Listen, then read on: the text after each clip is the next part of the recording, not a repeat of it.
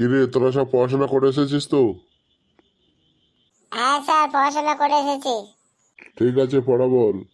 একজন লোক 1 ঘন্টা যদি বাইক চালিয়ে 40 কিলোমিটার যেতে পারে, তাহলে 1.5 ঘন্টায় কত কিলোমিটার যাবে রে? স্যার কে আগে বলবে স্যার? আচ্ছা, কেলটু বল। স্যার রাস্তা কেমন ছিল? কেন রে, রাস্তার সঙ্গে কি সম্পর্ক? রাস্তা পাকা ছিল না কাঁচা ছিল? রাস্তা গাড্ডা ছিল না সমান ছিল? কেন রে, এগুলো জেনে তোর কি লাভ? এগুলো জানার প্রয়োজন আছে স্যার। 1 ঘন্টা 40 কিলোমিটার যেতে পারে মানে বাইক ভালো স্পিডে যায়। কিন্তু রাস্তা যদি খালাখন্দ হয়, রাস্তা যদি মাটির হয়, তাহলে বাইকের স্পিড কমে যাবে স্যার। ওরে, আমি কি তা জানতে চাইছি? আমি বলেছি 1 ঘন্টা সে 40 কিলোমিটার যায়, তাহলে 1.5 ঘন্টায় কত যাবে?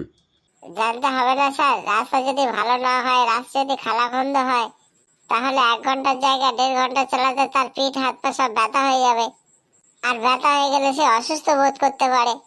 আর তখন সে বাইক থামিয়ে রাস্তার ধারে চায়ের দোকান থেকে চা বিস্কুটও খেতে পারে। তখন তার সময় আরো বেশি লাগতে পারে। ওরে কেলটু, তুই শুধু আমাকে বল 1.5 ঘন্টা সে কত কিলোমিটার যাবে।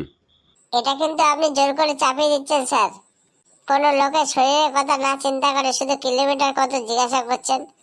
আপনি বোধহয় কোনোদিন বাইক চালাননি, তাই এমন প্রশ্ন করছেন। বাইক চালালে কোনোদিন এরকম প্রশ্ন করতেন না।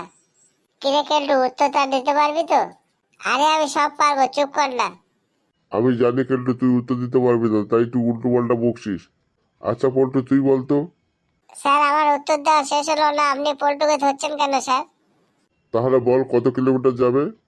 স্যার বাইক আরোহী রাস্তায় যদি খালাখন্দ না পায় এবং রাস্তা যদি মাটির না হয় এবং রাস্তায় যদি ট্রাফিক না ধরে, তাহলে সে 1.5 ঘন্টা 60 কিলোমিটার যাবে। এই তো এতক্ষণ পরে তুই ঠিক উত্তর দিয়েছিস, কিন্তু সোজা উত্তরটা তুই এত ঘুরিয়ে দিলি কেন?